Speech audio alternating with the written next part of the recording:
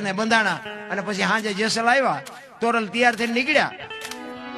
જેસલ પૂછે ક્યાં જાવ છો? એ કે ઓલો વસ્તુ નહોતો આપતો, હું વચને બંધાણી છું, મારે જવું પડશે. તેદી બાપુ કચ્છનો બારવટીયો મીડો રોવા. તોરલ તોરલ તે મારા કાંડા કાપી નાખ્યા, મને એક વખત તલવાર ઉપાડવાની રજા દે ને. આખા અંજારમાં વાણિયાનું બી નો રહેવાતું, હજી તલવારના ઝાટકા ભૂલી નથી ગયો. પછી તોરલ કહે છે, જાડેજા આવી ગાડીઓમાં બેહો ને એટલે આવા સ્ટેશન આવે.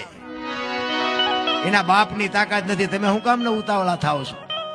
પછી જાડેજો કહે છે કે બહાર તો વરસાદ વરે છે, મેઘલી મળી છે, કેમ જઈશો? કે જે થવું એ થાય, બાકી મારે જવું છે. અને તેથી કચ્છનો બારવટીયો જેસલ જાડેજો એમ કહેતો કે હાલો મારા ખંભે બેસી જાવ, મૂકવા આવું. રાતના 2 વાગ્યાનો સમય હોય, કોઈ જીવ જાગતો ન હોય, કાળી ડિબાંગ રાત જામી હોય, વીજળી આપણે ચીરતી હોય, અને કાળી રાજમાં બાપુ કારામાં કીચડમાં બાપુ તોરલને ખંભે બેહાડી નીકળ્યો. ચિત્ર કેવું છે? તોરલની કહું તૂટતી હતી હોય, ખંભે બેઠા બેઠા વાહ જાડેજા, વાહ જાડેજા, વાહ જાડેજા. સધીરની હવેલીએ ઉતારીને જાડેજો કહે છે, તોરલ હવે તમારે આવવું હોય ત્યારે આવજો, હું જઉં. સધીર મને જોઈશે ને તો પાછો બીસી.